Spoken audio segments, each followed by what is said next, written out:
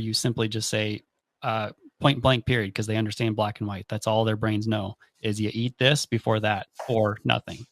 Eventually they'll get it. Some people are like, but my kid's going to starve. And I'm like, your kid's going to be okay for less than 24 hours without food. It's okay. Exactly. Your kid's just trying to figure out how much they can get away with, and once they feel like there's no wiggle room, they'll do the right thing. Yeah. In my family, it's very similar as well, right? So if, let's say, there's some berries or something that's more carbohydrate rich, that's cleaner, maybe some sweet potato fries and some avocado oil or a handful of fresh blueberries, those are put off to the side, and we're eating our protein or fat and maybe a no thank you bite of a vegetable first. Yep. And the no thank you bite isn't even about getting nutrition; it's about exposing that taste to the brain, so the brain can start to normalize that taste. Sure. And the biggest problem I have is, okay, you do it, but you piss and moan and whine the whole way doing it. And my whole thing is, if you piss and moan and whine but do it, it's as if you didn't do it. And we have a small little table, and I move that table outside. I'm like, all right, pick the table up. It's going to go out in my patio. Now we close the door, and now you can eat out there. So if you're going to piss and moan, no one can hear you, right? Yep. Tree falls in the woods, no one hears it. It's like, did it happen? Sure, right? So that's kind of my take. Obviously I had that more masculine energy. My wife's more nurturing about it. So we kind of balance each other out. And it's harder with kids with needs, but a couple simple tactics can go a long way. It doesn't matter if your kid's neurotypical or if they have issues.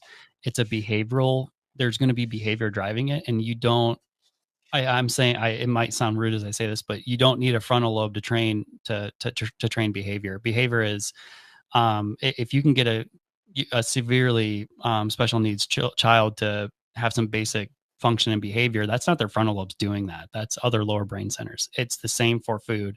So 100% modeling, 100% setting expectations, and giving them even long-term expectations. You can even tell them in a week, we're going to start this.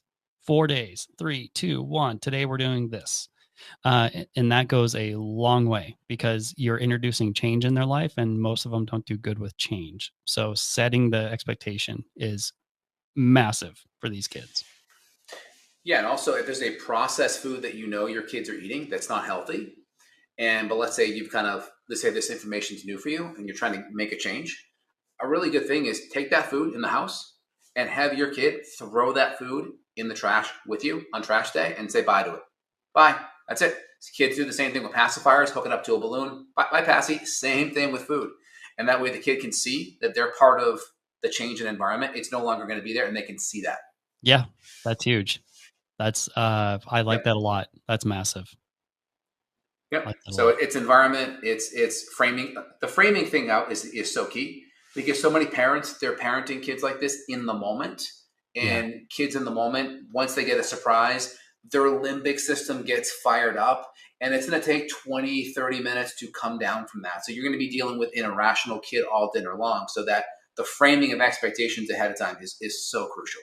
Yep. Yeah. It goes a long way. It's so important for these kids. Well, very good. Well, I know we're going to wrap up here in a few minutes, but what else are you seeing? Like, what are some other simple issues? Or I shouldn't say simple, it's all complicated, but maybe you have simple steps to address it. What are the big issues that you're seeing with parents that are coming into your office? And what are just like some simple strategies that people are missing? Like too much carbohydrate, too much inflammatory food, not enough movement. Like, what are some simple things someone can listen to and start implementing today without being under the care of a doctor? Technology. So there's, we're all guilty of it, but technology is getting overused. So too many, I am not a parent of a child with special needs, so this is not a judgment. And again, some of it might sound harsh. These kids have to get off devices. Addiction is addiction, whether it is electronics or sex, drugs, rock and roll. You have to take that away. They're getting their dopamine from these devices.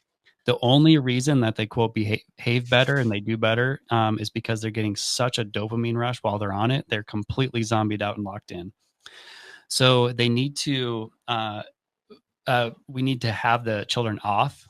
Parents need to kind of go back and think about good old fashioned American family days and go outside for walks, go outside and play, sit around a living room without any electronics going. It is actually liberating after you do it for a while. Something that I can't believe I have to even use this term, a deviceless dinner. Like, I have my phone here to watch the time because I got to get back to the office in 15 minutes. But normally I'm going to keep this away from me. There should be no devices near the dinner table. Dinner time is social time. It is time to catch up on what is going on in your child's life, special needs or not. And open-ended questions like, how was your day? That doesn't go anywhere. Hey, little Johnny, how was that math test today? Didn't go well? Hey, bust it out right here. Let's go over it right now. Like, yeah, let's look at it. Let me see that. And yeah, I don't care if the broccoli gets on it. I want to see your math test. Let's talk about it. Let's figure it out. Make dinner time, social time. Devices need to go. Our local school district in Lee Summit is talking about the board. Some rumor, maybe Nick would know more, about having no phones at schools. I will get up there in front of anyone and say yes, and you're gonna see kids go through 100%. withdrawal. You'll see kids go through withdrawal, but after that, you will see, if they want to be motivated for test scores and federal funding, you will see scores go up 100%. It'll be unbelievable. And you'll see drug usage go down. By the way, the number one place to get drugs is Snapchat. Yes. And also, too, kids are, our generation that was in school 20, 30 years ago. Okay, great. You were bullied at school. Crap, it sucks, right? But now the bullying never ends because now you're on social media, Snapchat, Instagram, and the bullying is relentless and it's around the clock, right? And so I agree. There should be zero technology. Phones shouldn't even be able to be brought into school. Zero. I fully support that. Yep. In my home, we have very little technology time, maybe 30 minutes, an hour a week. And my kids have to earn it. So it's left brain, right brain exercise, right? So it's left brain, go play baseball, go play catch, go run around. Right brain, go build your magnet tiles up, go play some music, go create something, right? So we're trying to think about things to get both sides of the brain in there and not rely on a screen to overstimulate them and bathe their neurons in dopamine. So I think that's important, that go with the foundational things first, right? It's like old foods don't cause new disease. Well, old exercises are good for the brain, right? Yeah. Legos, go for a walk, go throw the ball around, hide and seek, cops and robbers, right? Keep it simple, keep it old school. Yeah. Yeah, it goes a long way. Absolutely. Yeah, cool. And I think that's so important on the school stuff. I think that is so important. And kids do not realize, parents do not realize, the people that created these devices in Silicon Valley do not let their kids use it. Just remember that. Or if you do, it's like 95-5, right? It's a very small percent of the time, and try to use it for more beneficial type of means.